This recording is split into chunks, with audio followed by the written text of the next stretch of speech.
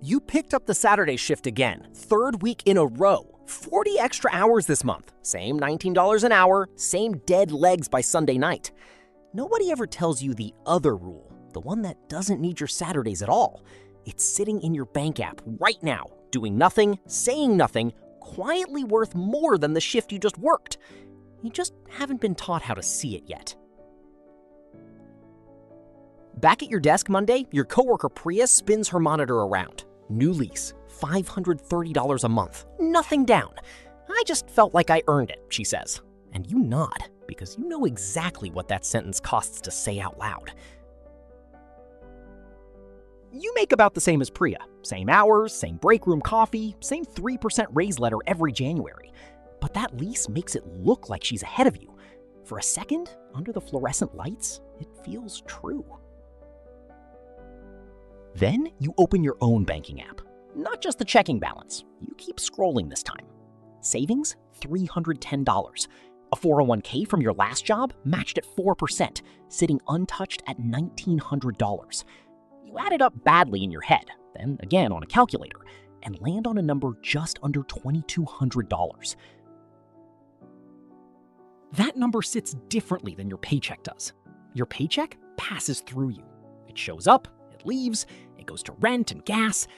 This number is what's left after everything else already took its cut. This is what you actually keep. Priya's lease is $530 a month for something worth less every day she drives it. Your 401k contribution is $160 a month. Automatic, invisible, and it's the only bill you have that makes you richer for paying it. Nobody spins their monitor around to show off a retirement balance. But one of those numbers compounds. The other one depreciates the second it leaves the lot. That night, you finally open the credit card statement you've been avoiding for 3 weeks.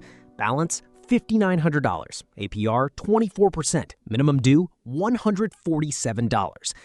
You built this slowly. A deposit you didn't have cash for, a dentist bill in February, a flight home you put on the card because the alternative was not going. None of it felt reckless in the moment. It felt like living. Your neighbor Marcus mentioned once he just pays the minimum on his card and doesn't think about it. It's like $150 a month. That's nothing, he said, leaning on the mailboxes. So you actually do the math he never did.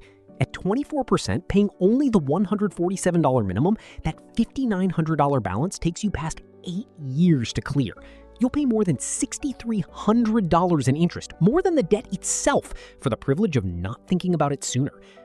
Marcus's "it's nothing" is actually an 8-year sentence with $6,300 in fees attached. You don't have the credit for a 0% transfer card, so instead, you do the boring thing. $5,900 divided by 18 months is $328 a month. That's canceling a subscription, brown bagging lunch, saying no to a wedding you were already dreading. But 18 months at that pace costs you about $1,100 in interest instead of $6,300. You set up the auto pay before you can talk yourself out of it and watch the confirmation load feeling something closer to dread than relief, because $328 a month is real money, leaving a paycheck that was already tight. 3 weeks into that auto pay, your car answers a question you didn't ask. The check engine light stops blinking and just stays on. 2 days later, it won't start in the parking lot. Alternator plus a belt, $580, due before they'll release the car. You have $310 in savings. You had $310 3 weeks ago, too. You haven't added to it because the credit card felt more urgent. $580 minus $310 is $270 you don't have. The nearest version of that money is the same card you just spent 3 weeks trying to shrink. This is the moment the theory stops being theory. All that talk about interest rates and compounding was true, but it was still a number on a screen you could close. This is a car that won't start and a shop that wants cash by 5 p.m.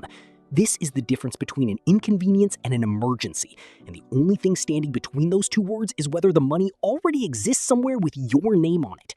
Your coworker Bianca once mentioned she keeps 4 months of expenses in a separate savings account, untouched. Boring on purpose, she called it. You nodded politely at the time and filed it under things responsible people do. Walking out of that shop with a fixed alternator and a heavier balance on a card you just started paying down, it doesn't sound boring anymore. It sounds like the difference between a bad Tuesday and a bad year. Your monthly expenses land around $1,900. 6 months of that is $11,400, a number so far from your current $310 that it should feel impossible. So you don't build it this week. You build the first $100 of it this Friday.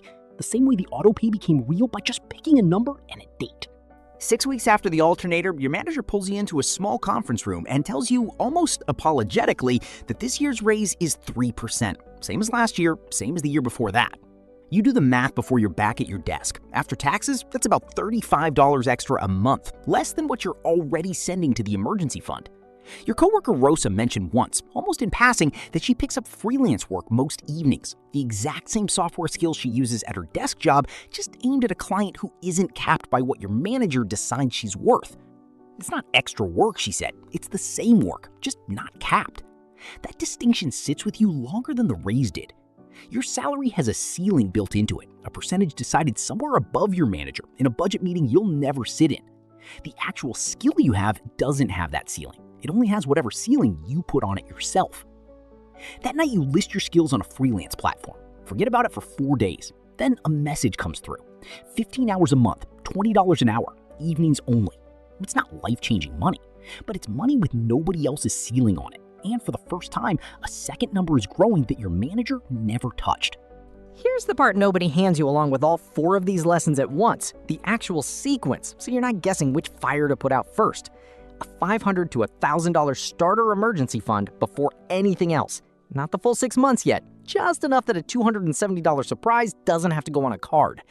Any employer 401k match up to the match limit. That's free money. Skipping it to pay off debt faster almost always costs you more than the debt's interest rate does. High interest debt, anything above roughly 8 to 10% APR, attacked hard before extra investing. The full 6-month emergency fund, now that debt isn't bleeding you every month. Then and only then, extra investing and income growth, the freelance work, the Roth IRA, the raise conversation. It compounds a lot better once it's not being canceled out. It's like 24% interest sitting somewhere else. Most people do these steps in the wrong order, maxing out investments while carrying 24% debt or building a full 6-month fund before ever touching a free employer match. The order matters almost as much as the numbers themselves. None of this happened because you made one huge mistake. Priya's lease, Marcus's minimum payment, the empty emergency fund, Todd's capped raise, none of it is stupid. It's just what happens when nobody ever hands you the order these things are supposed to go in. If this is the first time you've seen the actual order laid out like this, that's exactly why this channel exists. Subscribe, and next week I'll break down how to actually open and fund a Roth IRA once step 4 is done. No jargon, just the real steps.